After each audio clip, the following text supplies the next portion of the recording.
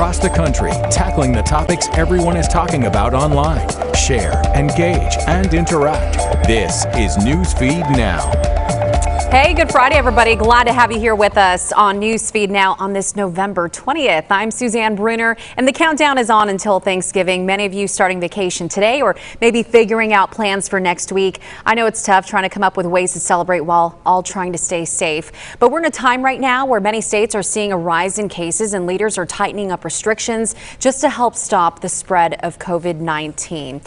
And the CDC actually sent out a warning recommending people not travel to see family and friends for the Thanksgiving holiday. Officials do say that if you have to travel, do so as safely as possible. You know what that means. It means wearing a mask, social distance, and wash your hands often. Meanwhile, the White House Coronavirus Task Force addressed the country for the first time since August. With cases rising at a high rate across the nation, Vice President Mike Pence says America has never been more prepared to fight the virus. COVID-19 vaccines also the talk right now online. So many questions surrounding it and when we can expect to see those roll out. So we've recently learned Pfizer and BioNTech plan to apply for an emergency use authorization for their experimental vaccine today. That announcement comes 2 days after the company said the vaccine was 95% effective. They expect to produce up to 50 million doses this year, just over 1 billion doses by the end of next year. Pfizer and BioNTech also said the vaccine will be ready to distribute within hours of authorization. As for remdesivir, that's the first and only antiviral drug approved in the U.S. to treat COVID-19. The World Health Organization is now recommending against using it in hospitalized coronavirus patients. The WHO says there is no evidence that the drug improves survival or shortens recovery time. The recommendation stands in a stark contrast to that of the FDA. And a Tyson Foods plant in Iowa is actually facing a wrongful death lawsuit after one of its employees died from complications of COVID-19 back in April. Now the managers are under investigation. The employee's family filed the lawsuit, and that claims supervisors started a cash buy-in winner-take-all betting pool on how many employees would get the virus, while they denied knowing the virus is even spreading throughout the facility. Those managers have been suspended without pay. Tyson is investigating the incident. More than 1,000 employees have tested positive at that plant since the start of the pandemic. On Capitol Hill, lawmakers are starting to head home for Thanksgiving without passing a COVID relief package. But as Washington correspondent Kelly Meyer finds, there is a growing bipartisan push to get a deal. What I would like to focus on now is a relief package. South Carolina Republican Lindsey Graham seems ready to meet Democrats in the middle in an effort to get a COVID relief bill through Congress before the end of the year. I think we need more than $500 billion. That's more than Senate Republican leader Mitch McConnell and many of Graham's Republican colleagues have been willing to spend. In South Carolina, our economy is hanging pretty tenuous. We're seeing a dangerous rise in cases at this point. Alabama Democrat Senator Doug Jones is also pushing for compromise as cases in his state and across the country spike. This is not a time to let our guards down. Democrats and Republicans are still far apart, and the Senate has already left for home for the Thanksgiving holiday. I just don't anticipate we're going to get one by the end of the year. Alabama Republican Congressman Bradley Byrne says if Congress can't come together on a larger deal, lawmakers should pass smaller individual bills to help families. We must act now. House Minority Leader Kevin McCarthy Thursday pushed to pass an extension of the Paycheck Protection Program before the House heads home. This could be done today. Help could be on the way. When Congress returns the first week of December, they'll have just 15 workdays until the 116th Congress ends. Then on January 3rd, the new 117th Congress is sworn in and will have to start from scratch. Reporting in Washington, I'm Kelly Meyer. And Kelly joining us now from Washington, D.C. Kelly, since they can't reach a compromise right now, I know you mentioned that they're taking a look at maybe some smaller individual bills. What are they proposing here? Yeah, well, the next big deadline that we're looking at when they return back after this Thanksgiving break is is December 11th. That's an important date because that's the time they need to have a spending bill done by. That's the bill to fund the government, which is something they all agree they need to do. They call this the omnibus spending bill. So there's ways that they might be able to work in parts of a COVID relief package, like paycheck protection program, or help for families facing eviction, or help for schools. They might be able to break this into pieces and put that into the spending bill, which I talked with House Majority Whip Jim Clyburn last night, and he says that is a possibility. He said he's not privy to the conversations going on between those big four. That's House Speaker Nancy Pelosi, Minority Leader Chuck Schumer, Majority Leader Mitch McConnell, and House Minority Leader Kevin McCarthy. So they are the ones that are having these discussions. House Speaker Nancy Pelosi just came out here moments ago saying that she is calling on Leader McConnell to come back to the table so they can work on that larger package. But it really is just this constant back and forth, and the only people that are suffering at the end of it are the American people waiting for relief. Yeah, everyone's been waiting for quite a while now. I know we've been following your reports. It has been a constant back and forth. What's the plan? You know, everyone, it seems like they're about to head home for the holidays, but like you said, 15 days left. What do you expect to see happen? I think you could see that spending bill happen. Whether or not we will see some COVID pieces in that remains to be seen. That's going to be all up to the negotiations as they continue. I imagine these talks are going to be continuing today. We know that Pelosi and Schumer are going to be meeting with President-elect Biden and Vice President-elect Harris this afternoon. That is on the topic and the list of discussions they will be having is the COVID deal as well as the spending bill. And I'm sure you're going to be hearing the White House discussing this with members over the break. And as they get back, it's just too important not to. And then with just the slim time frame they have to get the spending bill done and to get some COVID relief in there, I imagine these discussions will continue, but we just don't know exactly what that spending bill will look like on December 11th. All right, Kelly, thanks so much for joining us from Washington, D.C. with an update on what's happening in Capitol Hill. We'll definitely keep our eye on that. Today, President-elect Joe Biden plans to celebrate his 78th birthday, meeting with House Speaker Nancy Pelosi and Senate Democratic Leader Chuck Schumer. It's not clear if this meeting will be about Biden's transition to presidency, but also happening today, President Donald Trump expected to host Republican lawmakers from Michigan at the White House. And a hand count of 5 million ballots in Georgia has been completed, and they have confirmed a victory for President-elect Joe Biden. The Secretary of State's recount ended with Biden leading President Trump by 12,000 votes.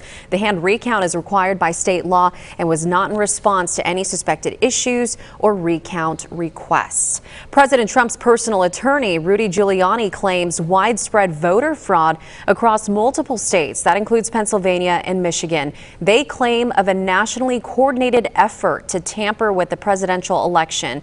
Giuliani announced he has hundreds of affidavits on hand.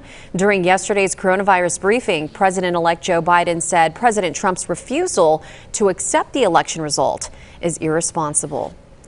A divide has begun to emerge among Democrats between the progressive and moderate wings of the party. Joe Khalil reports. As returns came in on election night, it became clear the blue wave Democrats were waiting for wasn't coming. Well, the so-called Democratic message, as the media purported it, didn't resonate in a lot of congressional districts. Expecting to gain between 10 and 15 seats, House Democrats lost 8, with more races outstanding, and they fell short of flipping the Senate. Almost immediately, questions arose about why and who was to blame. People know that I am definitely not a defund police socialist type person. Democrat Congressman Kurt Schrader from Oregon is one of many moderate members of his party who says rhetoric and messaging from the more progressive members may have cost Democrats seats in the election. Specifically, calls to defund police. In rural America and parts of suburban America, the message from some of the members of our party is not a winning message. On a leaked party-wide conference call discussing election results, Congresswoman Abigail Spanberger from Virginia said, quote, "It was a failure. We lost members we shouldn't have lost." She went on, quote, "If we don't mean defund police, we shouldn't say that. We need to not use the word socialist or socialism ever again." In that same call, Spanberger asked her party to pay attention to Republican attack ads like these, with one common theme. I will oppose socialism. Sympathizes with Marxists and socialists. And socialism.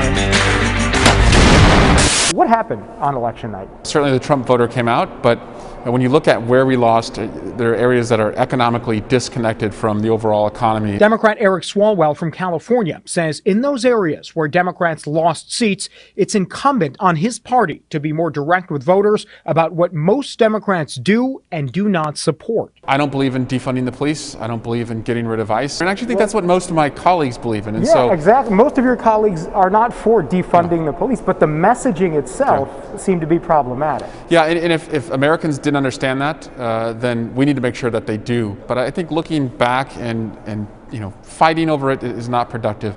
We should learn from it. But even as Swalwell and others hope infighting stops, perhaps the most well-known progressive in Congress, Alexandria Ocasio-Cortez, tweeted this picture, a glare at moderate Senator Joe Manchin, who tweeted a message opposing defunding police. Listen, we had a very deep victory 2 years ago. Uniting the progressives and moderates of the party will fall to Speaker of the House Nancy Pelosi. Publicly, she put a positive spin on the election results. We now have a president of our party in the White House, Joe Biden. We have a majority in the House, albeit smaller, the beautiful diversity of our caucus. But the diversity of her caucus will likely present some challenges when it comes to legislating hot topics like climate change or police reform. Our diversity is our strength. Our unity is our power. Time will tell just how united the Speaker can keep her party. And that was Joe Khalil reporting. Let's take a look at a survey following Election Day. We all saw this coming. Turns out many people are still feeling stressed. More than 2,000 people took part in this survey. 17% said their stress level has actually gone down since November 3rd. 27% said their stress has gone up. They say the biggest source of that stress, the future of our nation. 3 in 4 people said they worry about the COVID-19 pandemic, while others said they were more worried about the current political climate and outcome of the election. A lot of people talking about unity after Election Day, too. As a matter of fact, quilters from all 50 states came together to create a quilt, and it's on its way to the White House right now. Jamisha Lyde shares why one person wanted to get involved. Regina Shaw has been sewing for more than 3 decades. As a little girl, she started crocheting and sewing fabrics. For her, it's therapeutic and a way to form bonds. I kind of did it as, just be something to kind of bring people together, maybe get other people to kind of get involved. In April, she joined a Facebook group, Mask Makers Community. A post from Rachel Sloan caught her attention. She asked, would anybody be willing to send in a quilt square or a piece of fabric from the masks you've made? Because I'd like to create a quilt and send it to DC. She found plenty of fabric from the hundreds of masks she made to donate to hospitals and nursing homes.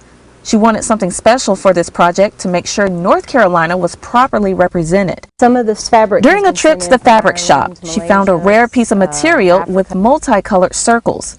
To her, it was destiny. It was the actual duvet that my son-in-law and my daughter had over in Norway. So it made it even more special.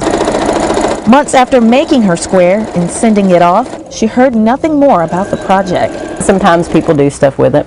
Sometimes they don't, and life happens. Then came an unexpected email from Rachel. And she's like, here's our quilt, and we're starting to put it together. And I was like, oh, wow, okay.